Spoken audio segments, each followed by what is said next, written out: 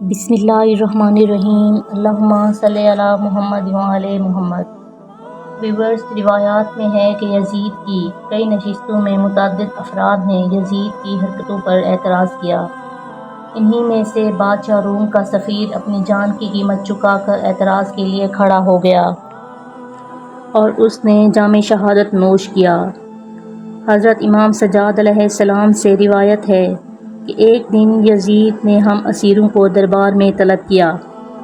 وہ شراب پی رہا تھا اور بار بار میرے بابا کے سر کی طرف دیکھ رہا تھا۔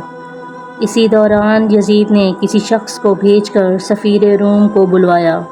سفیر حاضر ہوا۔ اس نے جیسے ہی سر حسین کو دیکھا تو یزید سے پوچھا، یہ کس کا سر ہے؟ یزید نے کہا، اس سر کو پہچان کر کیا کرو گے؟ سفیر نے جواب دیا، میں اپنے ملک روم جاتا ہوں تو قیصر روم یہاں کے حالات پوچھتا ہے۔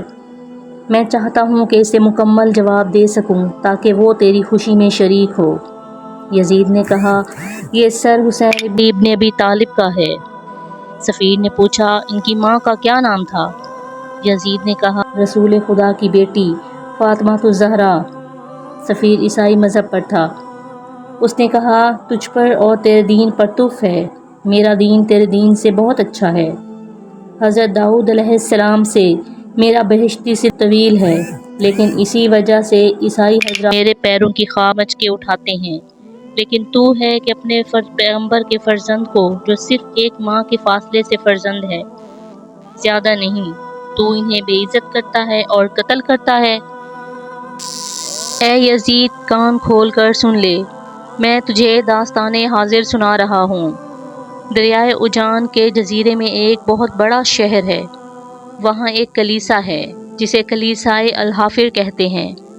اس کلیسا کے محراب میں طلائے سرخ کا حقہ لٹکا ہوا ہے جس میں خچر کا کھر ہے۔ کہتے ہیں کہ حضرت عیسیٰ علیہ السلام جس خچر پر سوار ہوتے تھے، یہ اسی کا کھر ہے۔ عیسائیوں کے علماء ہر سال اس کلیسا میں زیارت کے لیے جاتے ہیں، اس کے گرد طواف کرتے ہیں، لیکن تمہاری یہ حالت ہے کہ اپنے پیغمبر کے فرزند کو قتل کرتے ہو۔ خدا تمہیں اور تمہارے دین میں برکت نہ دے۔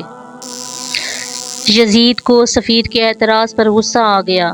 اس نے کہا، اس عیسائی کی گردن مار دو، کیونکہ اب یہ اپنے ملک میں جا کر مجھے برا بھلا کہے گا۔ سفیر نے کہا، پچھلی شب میں نے خواب میں دیکھا کہ رسول خدا صلی اللہ علیہ وآلہ وسلم مجھے بہشت کی بشارت دے رہے ہیں۔ اب یہ راز کھلا۔